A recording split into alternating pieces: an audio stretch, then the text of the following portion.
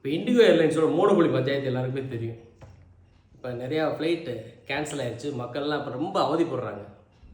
இப்போ indigo airlines பற்றி சொல்லணும்னா அவங்க எப்படி வந்தாங்க ஸ்டார்டிங்லேருந்து அப்படின்னு சொல்லி பார்க்கணும். அவங்க நாட்டுக்கு ரொம்ப நல்லதுலாம் பண்ணியிருக்காங்க.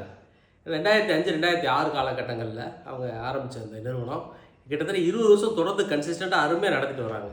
2500 ஃப்ளைட்டுக்கு மேலே அவங்க கையில் இருக்கு. இப்போ ஆரம்பிக்கும் போது இந்த சிகே பிரகலாத் சொல்லுவார்ல, இந்த பிரமிட் சொல்லுவார்ல, top of the pyramid bottom of the pyramid அப்படின்னு சொல்லி. Top of the pyramid is driven by emotions, bottom of the pyramid is driven by லாஜிக்ஸ்னு சொல்லுவாங்க. பாட்டம் ஆஃப் த பிரமிட்னா மக்கள், நிறைய மக்கள் இருப்பாங்க. நிறைய மக்களை பறக்க வச்சது இண்டிகோ ஏர்லைன்ஸ் தான்.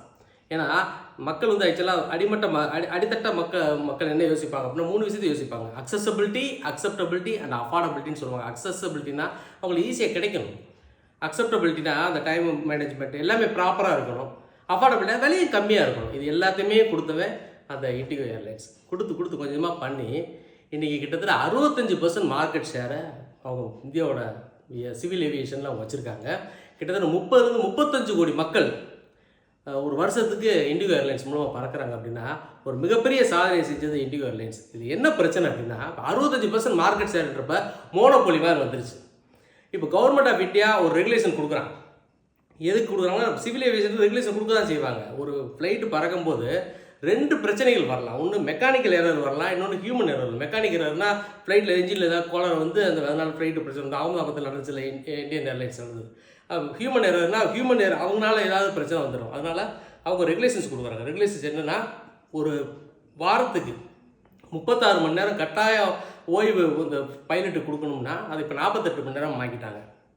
அதே போல் நைட்டு 12 மணிலேருந்து காலையில் 6 மணிக்குள்ளே அந்த டைட்டான ஷெட்யூலில் 2 தடவை தான், வாரத்துக்கு 2 தடவை தான் ஃப்ளைட்டை இறக்கணும், லேண்டிங் கொண்டு வரணும் அப்படின்னு சொல்கிறாங்க. அதுக்கு முன்னாடி ஏகப்பட்ட கண்ணா அப்படின்னு பண்ணிகிட்டு இருந்தாங்க.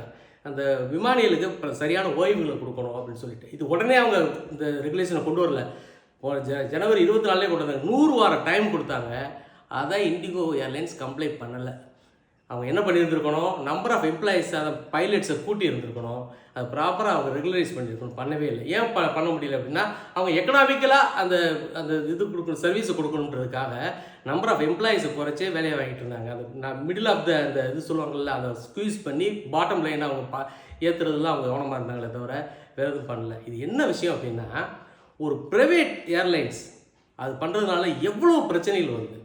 ஒரு ப்ரைவேட்டைசேஷனால் வர்ற அந்த பிரச்சனைகள், அதனால் வர்ற அந்த அவுட்கம், அதனால் வர்ற அந்த பாதகமான அவுட்கம், அதை நம்ம கண்டிப்பாக இது ஒரு சாதாரண ஒரு உதாரணம்.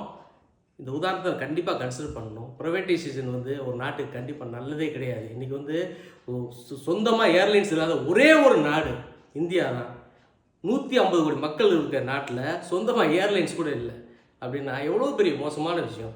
ப்ரைவேட்டைசேஷன் வந்து இந்த ஜனநாயகத்துக்கு எதிரான ஒரு விஷயத்தை தான் கொடுக்குமே தவிர வேற ஒன்றும் கிடையாது. இன்னும் பேசுவோம் நண்பர்களே. வணக்கம், வாழ்க வளமுடன்.